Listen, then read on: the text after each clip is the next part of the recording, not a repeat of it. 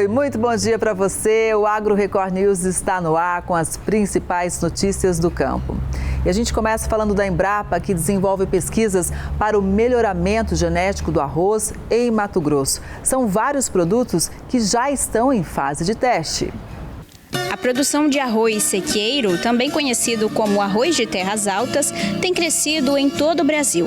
Só em Mato Grosso, as projeções para a safra 24-25 mostram um aumento de 40% em relação ao ciclo anterior, com cerca de 474 mil toneladas. O salto recente está alinhado ao desenvolvimento tecnológico e investimentos em melhoramento genético. Em Sinop, a lavoura experimental da Embrapa permite uma avaliação da adaptabilidade do cereal na região.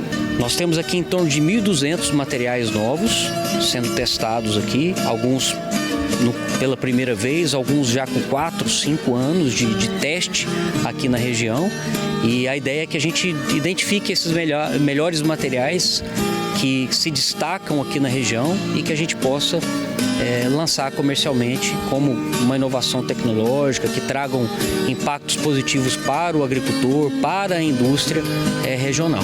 Atualmente já existem variedades resistentes ao acamamento, um dos maiores gargalos no cultivo de arroz no estado. Tolerância a acamamento é importante. As plantas tendem a se desenvolver um pouco mais quando conduzidas aqui na região. Então a questão de tolerância a acamamento é muito importante. A questão de resistência às diferentes doenças é muito importante. É até interessante a gente trazer isso. A gente não pulveriza os nossos campos de melhoramento com nenhum tipo de defensivo. A ideia é que realmente aconteça as doenças e com isso a gente consiga selecionar os materiais que sejam mais resistentes, né? As pesquisas analisam cultivares que já estão ativas no mercado e 2 delas trazendo resistência a herbicida, que é uma característica fundamental para o produtor, né? O manejo de plantas daninhas é talvez a principal dificuldade do ponto de vista de manejo da lavoura. E um outro material, que é o terceiro que eu disse, que traz uma característica que eu não citei aqui, mas que é muito importante, que é a questão da precocidade. Esse outro material, ele tem em torno de 6 a 7 dias de mais de precocidade do que a cultivar hoje mais plantada da Embrapa, que é a BRSA 502. A equipe técnica traz para Mato Grosso os resultados positivos que já foram aplicados em outros estados, como Goiás, que em 2024 teve um aumento de 17% na produção e que na safra atual pode crescer mais 19%. Em Sinop, os trabalhos giram em torno das inovações com alta tecnologia em melhoramento genético em condições de plantio direto após uma safra de soja. O arroz, quando entra no sistema de produção, vai trazer maior produtividade na soja que vai vir na sequência, no algodão que vai vir na sequência, em torno de até 10 arrobas de pluma a mais por hectare. Hortaliças, quando a gente está pensando em pivô central, né? As hortaliças se beneficiando do arroz que entra no sistema de produção. Então, o arroz é uma excelente opção de rotação de culturas, melhora o sistema de produção, melhora as produtividades e a sanidade das culturas que vêm na sequência. E nós estamos falando aqui de cultivares que produzem 150, 160 sacos por hectare. Minas Gerais é o terceiro maior produtor de algodão aqui do país. E neste ano o crescimento da área plantada vai ser de 34%. Mas a falta de chuva pode comprometer a produtividade.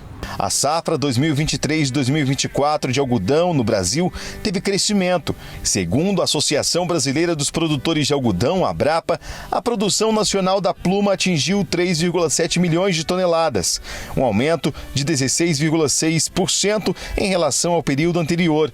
Um crescimento impulsionado pela expansão da área plantada. Em Minas Gerais, a estratégia também foi colocada em prática.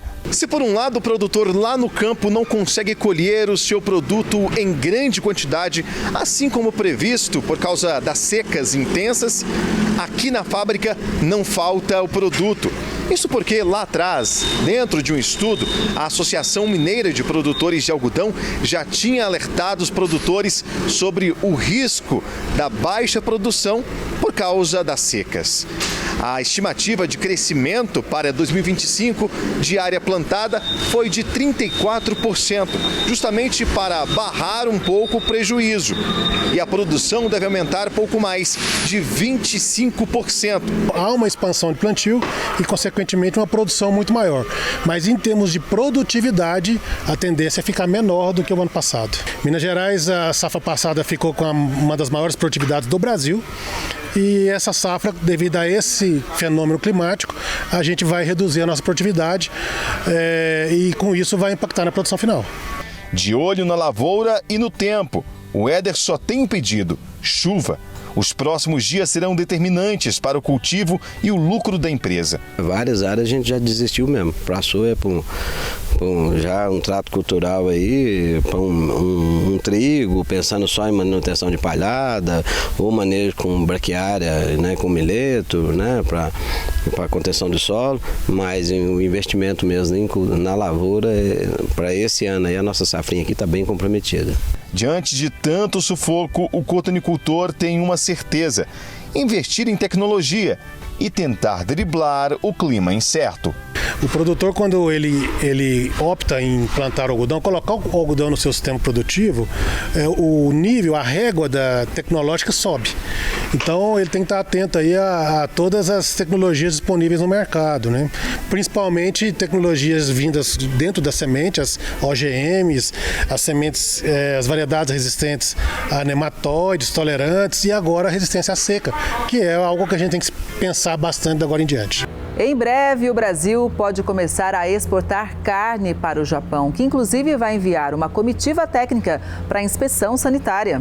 O processo de negociação para exportar a carne bovina brasileira para o Japão vem sendo conduzido há mais de 20 anos. O último protocolo já está sendo debatido há 5 anos. O presidente Luiz Inácio Lula da Silva afirmou que quer recuperar os 6 bilhões de dólares da balança comercial que Brasil e Japão perderam na última década. Ainda falando de abertura de mercados, o Brasil vai vender carne bovina para o Vietnã. A decisão que vai levar o Brasil a vender carne bovina ao país do Sudeste Asiático saiu depois da reunião entre líderes dos dois governos dos dois países. Em 2025, o Vietnã aparece como o 4º maior destino das exportações dos produtos da agropecuária brasileira, ficando atrás apenas da China, União Europeia e Estados Unidos.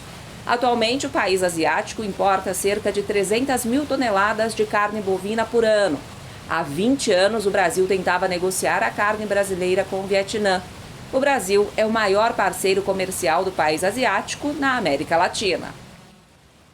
A colheita da soja está terminando no Distrito Federal. Tecnologia e clima contribuíram para uma safra recorde.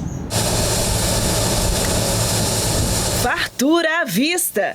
Este ano, os mais de 980 produtores de soja no Distrito Federal estão comemorando.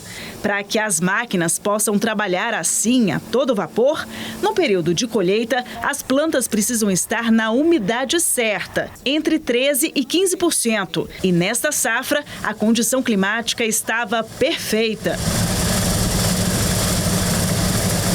Aqui na propriedade do Guilherme, na região de Tabatinga, em cerca de 1.000 hectares de plantação, esta safra, a expectativa é que a produtividade seja 15% maior em relação à última safra. Quais os principais motivos, hein, Guilherme? Foi uma janela de plantio fantástica que iniciou-se dia 10 de outubro, quando que no ano passado nós fomos iniciar somente dia 20 de novembro. Isso fez com que a própria luminosidade colaborasse. As chuvas, eu diria assim, foi um relógio. Então a Mãe Natureza colaborou muito. Mesmo a gente tendo toda essa tecnologia, a gente não pode esquecer que foi o tempo o principal responsável. A gente pode dizer que vai ser um recorde de produção esse ano? Eu diria que sim. Vínhamos um ano aí em torno de 3.600, 3.800 quilos, e eu acho que muitos produtores esse ano vão atingir na casa de 4.200 até 4.500 quilos de média por hectare. Guilherme trabalha com 7 variedades em sua lavoura. 70% dos seus alimentos vão para fora do país. A soja é o grão de maior produção aqui no DF. Os números crescem a cada ano. Só em 2023 foram mais de 323 mil toneladas, segundo a Emater. Nós temos cerca de 80 mil hectares de área plantada e o nosso produto é de qualidade. Hoje o Planalto Central é um dos maiores produtores de semente para todo o Centro-Oeste, Norte e Nordeste. Então, só isso diz tudo, porque a semente é o principal insumo de uma boa lavoura. Produtos de excelência graças ao empenho de produtores tecnificados. O Lucas, técnico da Emater, ele atende produtores aqui da região de Tabatinga. Conta pra gente, Lucas, existe um diferencial do produtor de soja, por exemplo, aqui do Distrito Federal em relação aos produtores do país? A agricultura aqui no Distrito Federal, principalmente no campo de grãos, é destinada à produção de sementes, tanto de soja quanto de milho. E isso caracteriza que o produtor tem um grau de tecnologia embarcado altíssimo, não só em termos de maquinário, mas em preparo de solo, em cultivo, nos tratos culturais da planta, porque é destinado a sementes. Então, por isso, os índices de produtividade no Distrito Federal são um dos maiores do Brasil. E a produtividade este ano está sendo excepcional. O Distrito Federal tem aí na média 60, 70 sacos por hectare. Agora nós estamos observando de 70 a 80, então é um crescimento muito significativo. Em média a gente estava aguardando aí algo em torno de 8%, mas com o avanço da colheita, agora a gente já está se dirigindo para o término, a gente está falando algo aí que pode chegar a 10% em algumas áreas, que está a 12% em outras. E a maior demanda pela soja brasileira ajudou a acelerar o ritmo dos negócios. A maior movimentação no mercado nacional foi registrada na última semana.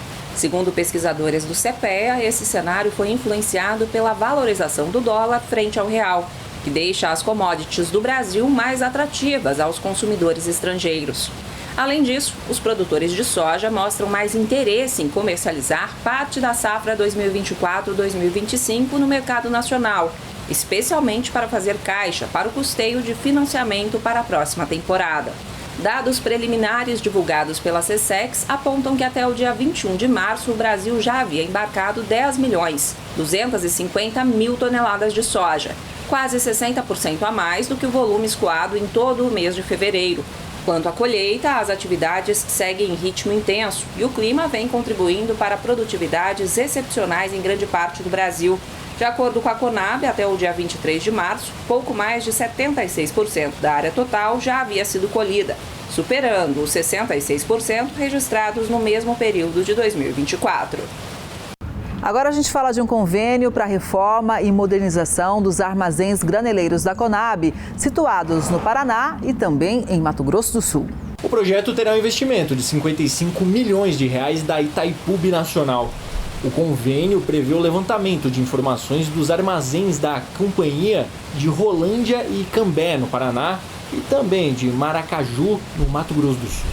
Em Ponta Grossa, no Paraná, além de um diagnóstico da atual situação, também serão desenvolvidos projetos executivos e reforma da unidade, a maior armazenadora da Conab e a 9ª maior do Brasil. Com a reforma, o armazém em Ponta Grossa, que hoje tem capacidade para 300 mil toneladas, vai voltar a operar em seu potencial máximo, armazenando até 420 mil toneladas de grãos. No Rio Grande do Sul, a estiagem tem castigado as plantações e já causou um prejuízo de mais de 100 bilhões de reais nos últimos 4 anos. E a seca também afeta a produção de leite no estado. A garoa que cai no Vale do Rio Pardo, a 150 quilômetros de Porto Alegre, não traz alívio ao Davi. A qualidade da safra de milho está comprometida porque faltou chuva durante as fases do desenvolvimento das plantas. A planta que já sofreu com a estiagem anterior, essa chuva que vai começar a cair agora não vai mais resolver o problema dela, né? Em todo o estado, 272 municípios estão em situação de emergência, o que representa mais da metade das cidades gaúchas. De acordo com a Federação da Agricultura do Estado, nos últimos 4 anos, as perdas acumuladas na produção já somam mais de 117 bilhões de reais. A gente precisa implementar políticas públicas, tanto a nível de estado como a nível federal, para que esses agricultores possam se manter no campo, produzindo seus alimentos. A falta de chuvas atrapalha também o plantio das pastagens de outono e inverno, indispensáveis para alimentar o rebanho leiteiro. Com menos comida disponível, a produção de leite cai. Na propriedade do Davi, em Santa Cruz do Sul, a ordenha foi reduzida em 30%. Se a seca persistir, a chegada do frio pode agravar ainda mais a situação. E agora é a época de implantar a pastagem, né? Tá chegando a época, se o tempo não voltar a chover, nós vamos passar um ano bem difícil aí, principalmente para quem tem gado a pasto, que é a realidade da maior parte da nossa região aqui, né? Para minimizar os impactos da estiagem, o governo estadual anunciou medidas emergenciais que incluem a liberação de 430 milhões de reais e a oferta de crédito para produtores rurais. A falta de chuvas também afeta o abastecimento de água. 124 mil pessoas já estão sem fornecimento regular no estado. Com mais batata no mercado, a colheita deve ter atraso. É que o clima ajudou na produtividade. No Rio Grande do Sul, na região de Bom Jesus, o excesso de batata no mercado vai fazer com que a colheita tenha um encerramento tardio. Até o final de março, deve restar ainda 40% do total para ser colhido. No ano passado, restavam apenas 15% nessa época. Isso porque, com as elevadas temperaturas e o clima seco na região, o ciclo da cultura se alterou, aumentando a produtividade. A comercialização, no entanto, não seguiu o mesmo ritmo. De acordo com produtores de Bom Jesus, a produtividade neste ano atingiu recordes até fevereiro, ultrapassando a casa das 50 toneladas por hectare em alguns talhões. No ano passado, com as chuvas frequentes, a média ficou na casa das 20 toneladas por hectare. De acordo com informações do HF Brasil, a região de Bom Jesus aumentou as áreas de cultivo em quase 15% por causa dos bons preços da batata nos últimos anos. Para o próximo ano, porém, é possível que haja uma redução na área cultivada por conta da descapitalização gerada na atual safra. As exportações brasileiras de carne de frango seguem em alta. Confira. Nas primeiras semanas de março, a média diária de embarques de carne de frango in natura foi de 24.900 toneladas, 14,1% acima da registrada no mês anterior e 27% superior à de março do ano passado. Segundo dados da CSEX analisados pelo CPEA, essa é uma média diária recorde desde 1997. O bom desempenho das exportações estão sustentando os valores da proteína na região sul, polo exportador do Brasil. De acordo com o CPEA, as exportações em ritmo intenso ajudam a sustentar também os preços da carne na Grande São Paulo nessa época do mês, quando tradicionalmente cai o poder de compra do consumidor e o valor da proteína recua. A falta de chuva e o calor extremo têm atrapalhado a produção de laranja em várias regiões do país. Os agricultores têm usado até um protetor solar específico para alimentos para reduzir as perdas. Nas bancas, o aumento não passa despercebido. A gente evita o desperdício, e acaba comprando um pouquinho menos para passar a semana mais tranquilo. Pode mudar de barraca para barraca, o preço é o mesmo, está bem alto. Segundo o Centro de Estudos Avançados em Economia Aplicada da Exalc, a Escola Superior de Agricultura, os preços da laranja in natura devem seguir em alta. Os principais motivos são a redução da oferta e o aumento do consumo interno. Pelo último levantamento divulgado, o preço da caixa de 40 quilos e 800 gramas de laranja-pera aumentou 6,53% em apenas uma semana. A diminuição da produtividade envolve fatores climáticos. A combinação de calor intenso com pouca chuva afeta diretamente as plantações. E, para aliviar os impactos, os produtores têm buscado alternativas, como o uso de um protetor solar para alimentos. Ela diminui mais ou menos em torno de 4 a 5 graus, diminui, para você dar um conforto maior para a planta e tentar fazer um pegamento maior nas plantas. Outro fator que impacta negativamente a produção são as pragas. A mais ameaçadora em todo o mundo é chamada de greening, uma doença bacteriana que causa a queda prematura da fruta. Ao mesmo tempo em que as produções estão baixas, a procura pelas frutas cítricas aumentou, principalmente o suco de laranja. Como alternativa para agregar valor na produção, o Eduardo tem investido no suco e tem faturado o dobro do lucro do que com a venda direta da fruta. Investir em novas tecnologias de plantio, em manejo, para a gente conseguir produzir. Um viveiro no Distrito Federal virou referência na criação de mudas. E os cuidados começam desde a escolha das sementes.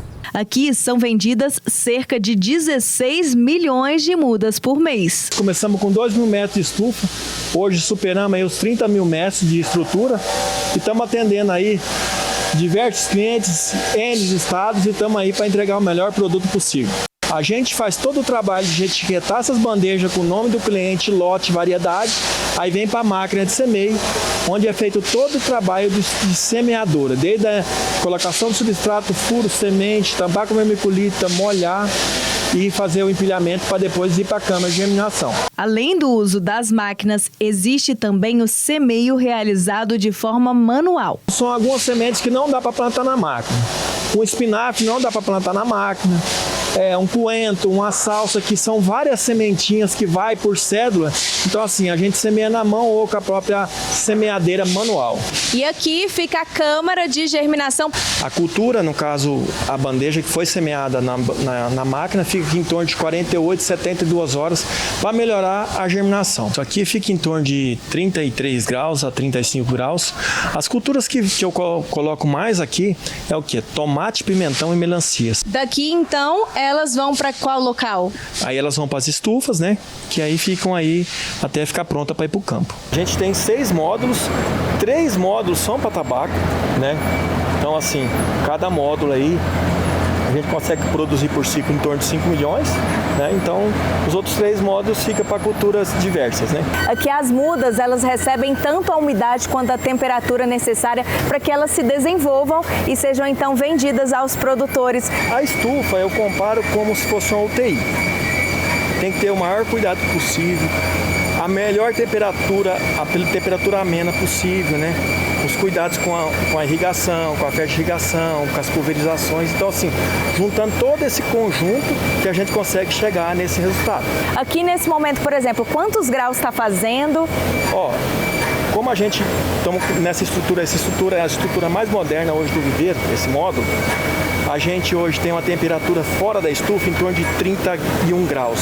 Aqui dentro vai estar 32 graus. A mesma estrutura, sem esse excesso de circulação de ar, ela vai estar 10 graus mais quente. Então vai estar perto dos 42 graus. Certo. Aqui também existe todo um cuidado para que, por exemplo, essas plantas elas não sejam contaminadas. A gente tem os manejos para essa cultura não ter nenhum patógeno, nenhum inseto. Então, assim, por isso que a gente fala de cultivo protegido. O inseto não entra. Vocês hoje produzem, em média, quantas mudas? E a maioria vai para fora aqui do Distrito Federal, fica aqui na nossa capital? Como que funciona hoje em dia? Hoje o portfólio nosso, a gente passa aí de 43 tipos de culturas que a gente produz aqui no viveiro. A gente atende hoje todo o DF com esse portfólio nosso. Então assim, hoje o viveiro não tem um produto de muda, de hortaliça que um produtor planta hoje que não tem aqui. Nós temos todo o portfólio para os clientes que plantam muda aqui. Agora a gente fala da moagem de cana na região Centro-Sul. Confira os dados. No acumulado da safra 2024-2025, até o dia 16 de março, a moagem da cana-de-açúcar atingiu 617 milhões e 280 mil toneladas, ante 649,35 milhões de toneladas registradas no mesmo período no ciclo anterior, uma queda de 4,94%. Só na primeira quinzena de março, as unidades produtoras da região Centro-Sul processaram 1,83 milhão de toneladas, ante 2,22 milhões da safra 2023-2024, o que representa uma queda de 17,81%. Nesse período, 19 unidades deram início à safra 2025-2026. Os dados são da única Associação Brasileira da Indústria de Cana-de-Açúcar. A produção de açúcar na primeira metade de março totalizou apenas 52 mil toneladas, uma queda de 19,10% na comparação com a quantidade registrada no mesmo período na safra 2023-2024. Ainda na primeira quinzena do mês, a fabricação de etanol pelas unidades do Centro-Sul atingiu 441,5 milhões de litros, sendo 367 milhões de litros de etanol hidratado, alta de 9,18%, e 74,6 milhões de litros de etanol anidro, 144,20% a mais que no período anterior. As más condições do rio Tietê, que corta o interior paulista, têm causado a mortandade de peixes, prejuízos para os pescadores e também para o turismo. O que parecia ser uma situação temporária acabou se agravando mais do que o piscicultor imaginava, a ponto de prejudicar o negócio de forma severa neste ano. Começou a vir essas manchas mais fortes, né, da água, de algas, né? E eu percebi que os peixes estavam agonizando, subindo, buscando oxigênio. Eu falei, já tem coisas erradas. Isso era numa sexta-feira.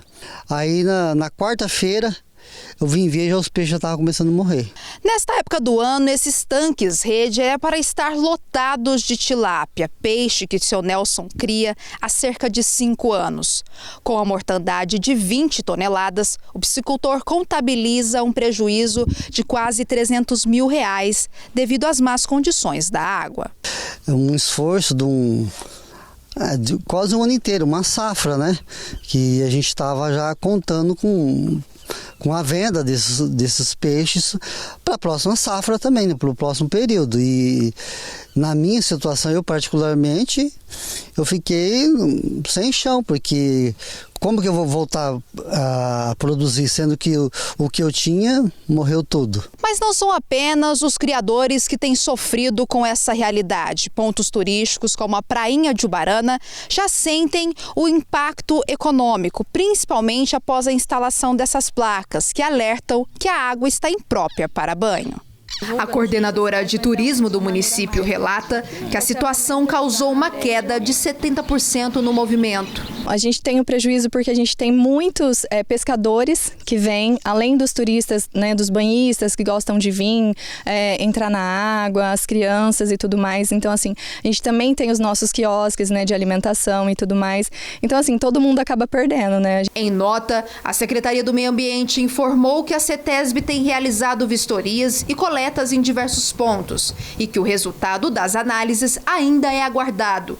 Para especialistas, a condição atual da bacia do rio está associada a derrames de esgoto, uso de defensivos agrícolas e fertilizantes. Esse problema, ele fica intensificado nessa época do ano, onde a gente tem temperaturas mais altas e um volume maior de chuvas, o que facilita, o que permite a que esses poluentes cheguem mais rápido aos nossos ambientes aquáticos, gerando o desequilíbrio.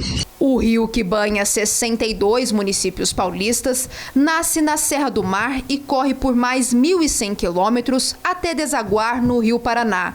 Embora a situação atual cause prejuízo, muitos ainda mantêm viva a esperança de uma solução. A esperança minha é que, não só minha, como de todo o interior, né? Que essas águas voltem a ser límpidas, como elas sempre foram, né? E para que haja vida no rio de novo, porque hoje o rio está morto. Se a gente não vê peixe, não vê nada, o rio está morto. E que possa haver vida no rio de novo, como era antes. O pescado da Laguna de Araruama, na região dos Lagos do Rio de Janeiro, está liberado para o consumo. O laudo foi emitido pela Embrapa.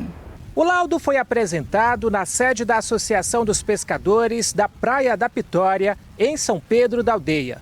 O encontro reuniu pescadores, moradores e representantes ambientais. O objetivo foi desmitificar informações falsas a respeito da qualidade dos pescados. A tainha, a carapeba, camarão, perumbeba, vários pescados que foram analisados, todos estavam dentro dos parâmetros. A Laguna de Araruama ocupa um espaço com cerca de 220 mil quilômetros quadrados no interior do Rio. Ela margeia 6 dos 7 municípios da região dos lagos. O corpo hídrico salgado é fonte de renda direta de milhares de famílias que moram no entorno. Recentemente, o principal cartão postal da região vem sofrendo com o surgimento de esgotos sem tratamento, principalmente nas cidades de São Pedro e Cabo Frio. A gente está com um processo de licenciamento ambiental, incluir a dragagem ambiental do Siqueira. Esse processo está na fase final de licenciamento e tão logo sai a licença, a gente vai estar dando essa notícia boa para os pescadores. Na mesma semana em que o laudo que aprova a qualidade dos peixes foi divulgado, o INEA, com o apoio da Polícia Ambiental e as prefeituras de Cabo Frio e São Pedro da Aldeia, realizaram uma operação para combater o despejo de esgoto direto na laguna. Na ação, 28 empreendimentos foram vistoriados, 12 autuações e 23 notificações foram emitidas nas duas cidades. Para o representante dos pescadores, ainda é preciso muito trabalho entre os municípios e a concessionária que faz parte do saneamento da região para que o cenário seja revertido. Eu entrei nessa lagoa em 2018, eu saí todo sujo de lama, mostrando para o mundo que está poluído. Até hoje ninguém enfiou um nada para resolver nada.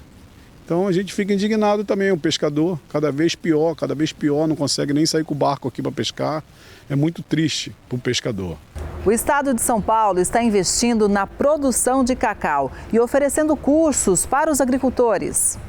O Brasil está entre os 10 maiores produtores do mundo, mas ainda não é autossuficiente no mercado interno. Pensando nisso, um programa do Estado tem realizado o plantio em áreas não tradicionais de cultivo. A gente vê com muito bons olhos o clima aqui do estado de São Paulo, mesmo o que aconteceu com a seringueira. A seringueira é de origem amazônica, igual o cacau, e se adaptou muito bem aqui, porque aqui não temos as principais doenças. E o cacau, mesma forma, entendeu? A vassoura de bucho é uma doença muito severa para o cacaueiro, e aqui a gente não tem a presença da vassoura e também não temos as condições ambientais para que a vassoura desenvolva no nosso estado, nessa região noroeste. A ideia foi integrar o plantio com a seringueira e outras culturas, criando um ambiente mais propício para o desenvolvimento do cacau. Ele buscou criar uma alternativa de renda aos avicultores locais, tá? Então a gente buscou essas alternativas em outras propriedades que vinham testando vários tipos de consórcio, e uma delas a gente descobriu o cacau e começou a olhar com outros olhos, pesquisar um pouco mais junto aos órgãos de pesquisa, né? E implantar áreas aqui no estado de São Paulo, e que deu muito certo. Neste ano foram plantados 34 mil novos pés de cacau, um aumento de quase 38% em relação a 2024. Na maioria das vezes, o cacau não é consumido dessa maneira, in natura. E quando a gente fala de cacau, a gente lembra do quê? Chocolate. E é pensando nisso que o programa tem ensinado os produtores não somente o cultivo da fruta, mas também a aprender a todo o processo que faz o chocolate chegar na casa de todas as pessoas. Após a colheita e o processo de fermentação e secagem, o grão sai do campo direto para esta sala de treinamento.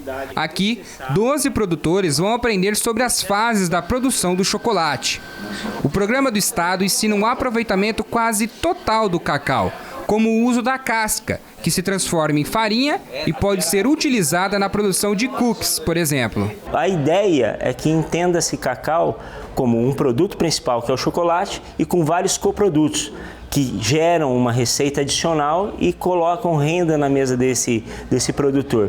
Então o cacau é uma cultura que realmente verticaliza, e nós da Secretaria entendemos ele como um grande potencial para estabelecer as pessoas que querem colocar uma cultura de valor. Na cozinha, quem ensina sobre a produção do chocolate real, aquele que chega à casa das pessoas, é a Angélica. A ideia é criar uma variedade de produtos para ampliar as opções de mercado para o produtor. A gente faz um chocolate de 70%, pode fazer um chocolate com outros ingredientes, com leite, né, um chocolate ao leite. Fizemos também um chocolate com café, então tem uma diversidade muito grande. E o curso tem dado resultados. Joelma começou a produzir cacau há pouco tempo. Agora, ela vai utilizar o que aprendeu aqui para fazer chocolates, vender os produtos e ter uma nova fonte de renda para a família. Como eu vou do plantio até o produto final, que é o chocolate, eu já venho fazendo vários cursos e cada vez que eu venho eu aprendo muita coisa e hoje foi mais a parte do chocolate em si, né, o processo final. E é assim, muito bom o ensinamento, vale muito a pena fazer os cursos, eu acho que vai ser um sucesso o cacau aqui em São Paulo. O Brasil já foi o maior produtor de cacau do mundo e tem potencial para voltar a ser o protagonista do setor. Sobre as oportunidades, nós conversamos com Patrícia Ellen, que é especialista em descarbonização e também em soluções da natureza. Esse cultivo ele é muito importante porque ele reduz necessidade, por exemplo, de práticas de irrigação por causa do sombreamento que a banana traz. Além disso, cria um processo de sequestro de carbono e reflorestamento muito importante. Você pode fazer a combinação do cacau com a banana, como foi mostrado aqui. Também técnicas combinadas de mosaico de reflorestamento, onde você traz outras plantações acopladas, como, por exemplo, o cacau combinado com a macaúba. Mas é uma oportunidade muito grande que gera fontes alternativas de renda. Além do cacau, você combina com a banana, com a macaúba ou outras, e também cria uma oportunidade de reflorestamento, sequestro de carbono, e que o Brasil participe também nas próximas etapas dessas cadeias produtivas. E esses pequenos produtores dessas áreas, eles têm ali acesso a uma nova economia que a gente fala do slow food, né, que é pequenas quantidades de altíssimo valor agregado e que você consegue colocar na mesa do cliente, do consumidor, por um preço muito maior, porque tem um maior valor nutricional, tem uma maior qualidade e as pessoas também estão procurando cada vez mais por isso. E eu acho importante também lembrar que esses programas que estão sendo lançados, que apoiam o pequeno produtor, eles são muito importantes para fortalecimento da cadeia. Queria destacar um anúncio que aconteceu até durante o fórum da World Cocoa Foundation, e lembrar que olha a oportunidade como está todo mundo olhando para o Brasil. É a primeira vez que esse fórum acontece no Brasil. Então, a gente viu os produtores da África, das principais regiões do mundo e da América Latina vindo para cá.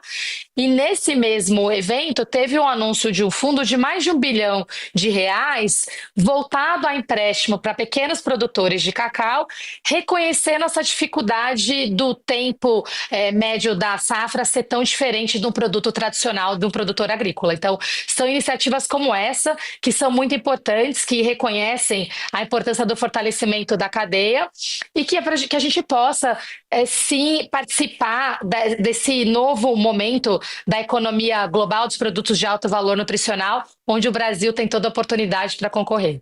Olha essa história, uma vovó de 90 anos ficou famosa nas redes sociais. Ela se assustou muito com um bicho enorme que chegou voando. Era um drone, só que ela nunca tinha visto. Que isso?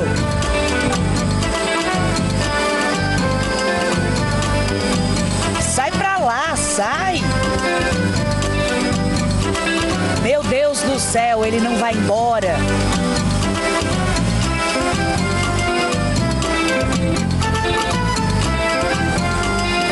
Dona Joaninha tentou entender o que estava acontecendo.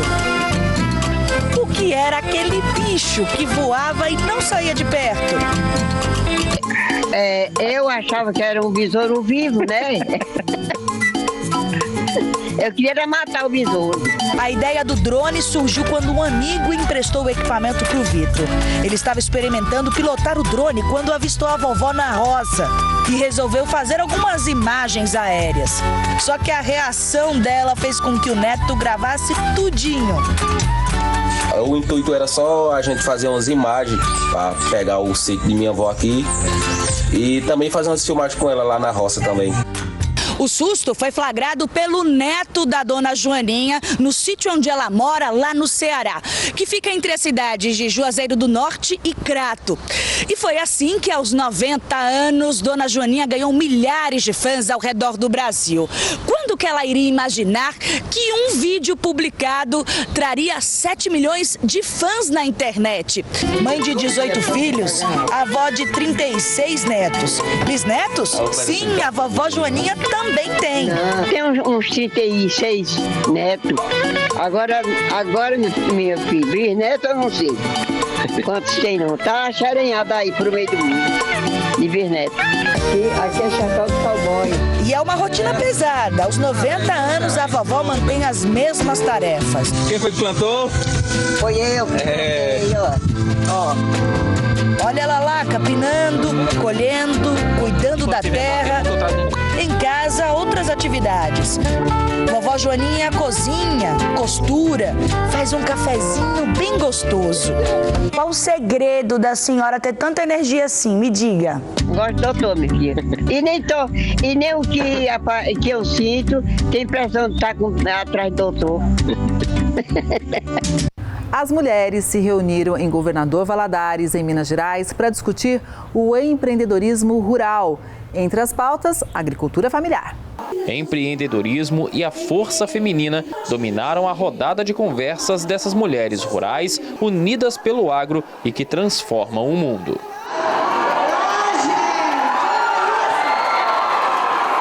A importância delas de se sentirem inseridas nesse contexto do agro, que elas são tão importantes quanto todas as outras que estão lá na ponta. E que trazer para elas assim, o resgate da autoestima, a autovalorização e mostrar para elas também a importância delas no campo, na vida delas e que elas podem fazer muito mais do que elas fazem. Uma das palestrantes falou da missão de trabalhar a autoestima e a motivação femininas. Karina Alves destaca sobre a oportunidade de aprendizado. E a gente vai se divertindo na jornada, vai tornando a jornada mais leve e a felicidade no fim disso tudo. Tá valendo a pena? E é isso, eu quero hoje descobrir se as mulheres estão realmente felizes e satisfeitas com a jornada que elas escolheram para a vida delas. A União Ruralista Rio Doce promoveu o evento em parceria com a Emater. Nós temos hoje 14 diretores, que fazem um trabalho voluntário. E a União Ruralista ela tem abraçado alguns projetos sociais. O olhar fraternal que a mulher tem diante de alguns projetos, algumas ações que os homens entenderam que eles são limitados para executarem e cada vez mais o protagonismo que as mulheres estão alcançando aí no mercado do agro, no mercado do rural, Para quem vive no campo e lida diariamente com os desafios do agronegócio e da agricultura familiar, um encontro como este permite também trocas de experiências e de informação que, se aplicadas no dia a dia, serão úteis. A dona Jovelina de Frei Inocêncio já colhe bons frutos das sementes plantadas no evento. Aprendi muita coisa, além das palestras que são educativas e também assim incentiva a mulher do campo a plantar e saber que vai escolher seu produto. Então todas as palestras, desde o primeiro, segundo, eu amei o encontro. Todos eles foi muito bom. Uma agricultora da Zona da Mata, em Pernambuco, mudou o plantio convencional para a hidroponia e deu muito certo. Produzir mais com menos impacto ambiental e maior eficiência. Essa é a proposta da hidroponia, um sistema que vem revolucionando o campo e oferecendo novas oportunidades para a agricultura familiar e para todo o agronegócio.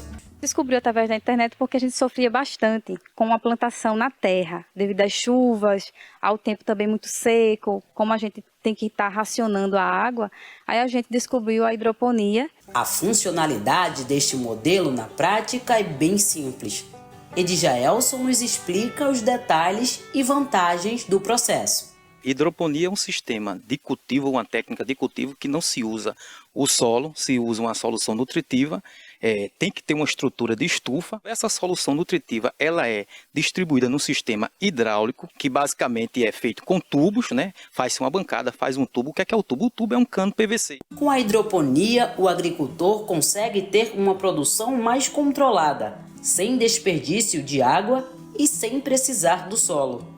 Isso faz muita diferença para quem tem pouco espaço e quer produzir o ano todo.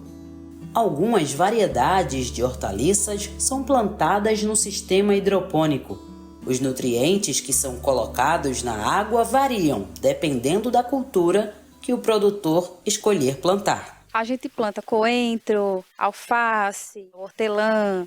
A gente produz também o alface americano, pimenta de cheiro, aí vai um mamão. O sistema hidráulico dispara a cada 15 minutos e a água volta a circular através dos canos. Na hidroponia, a gente pode direcionar uma quantidade exata que a hortícola precisa. Já quando é no solo, a gente coloca um aspersor, mesmo que a gente queira fazer um racionamento, a gente não consegue porque é muita água dispensada. A hidroponia tem uma vantagem significativa com relação ao cultivo convencional. Com cerca de 40 dias no cultivo convencional, as hortaliças estão prontas para serem colhidas. Já no sistema hidropônico, com 21 dias, as hortaliças estão prontas para o consumo. A produção no município movimenta a economia local e aquece o comércio. Nós estamos oferecendo cursos, já oferecemos até curso aqui de hortaliças para elas, e para aprimorar tanto ela como o pessoal da região. O escoamento da produção se dá através do PNAE, Programa Nacional de Alimentação Escolar. Além da prefeitura, Maria oferece para os supermercados e faz entregas para as regiões próximas. Além do sistema hidropônico, Maria optou também pela areia branca, que se trata de um outro formato de produção, cujas vantagens se encontram na porosidade da areia, impedindo assim a infiltração. O resultado? Zero atividade biológica. Aqui não há presenças de ervas daninhas, reduzindo o tempo que seria gasto, por exemplo, capinando um solo convencional. É muito mais do que plantar, colher, vender e ganhar dinheiro. Vai muito além disso. Eu dedico realmente o meu amor, tudo de mim, para os meus produtos que vão para a mesa das famílias. Olha, ter uma horta em casa pode ser bem mais fácil do que a gente imagina, né? Confira agora o passo a passo. Um agricultor de Goiás vai ensinar como fazer o plantio de alface e colher fresquinho sempre que quiser. Pensou em salada, lembrou da alface, a hortaliça queridinha dos cozinheiros. Até porque ela combina com tudo. Além de muito nutritiva, ela também é bem fácil de produzir. Dá para plantar até no quintal de casa. Para quem vai fazer um canteiro em casa, fica bem barato e aí produz com melhor qualidade, porque tem mais tempo para cuidar, né? Para quem planta num quintal pouca coisa, é muito fácil, tira com melhor qualidade. O primeiro passo para você plantar sua própria alface é escolher a que gosta mais, optando sempre por boas sementes. O segundo passo é a escolha do solo. A alface precisa de uma terra fértil, bem drenada e rica em matéria orgânica. Para ajudar na fertilidade, você pode usar adubos orgânicos, como a cama de frango, que garante a boa drenagem e favorece a retenção de nutrientes. O mais difícil é fazer o canteiro. Do mais, vem plantio, a preparação, o cultivo, zelar, tirar o mato, né? Porque vem muita praga, né? Assim, mas não é tão difícil. O terceiro passo é a escolha do local da plantação. Vasos podem ser usados, mas escolha recipientes com pelo menos 15 centímetros de profundidade para ajudar no desenvolvimento das raízes. Além disso, furos de drenagem são fundamentais para evitar o acúmulo de água. Iluminação também é importante. Para se desenvolver, a alface precisa de pelo menos 4 horas por dia de luz do sol direta. Temperaturas moderadas, entre 20 e 25 graus Celsius, são as recomendadas. Muito calor pode afetar o crescimento e o sabor das folhas. O quarto passo é plantar as sementes a uma profundidade de cerca de 10 centímetros. Também é importante deixar um espaço de 20 a 30 centímetros entre as plantas para permitir um crescimento adequado. Depois de plantadas, começa a fase mais demorada do processo, a de manutenção e cuidados com as mudas, com rega de água, adubação e controle de pragas.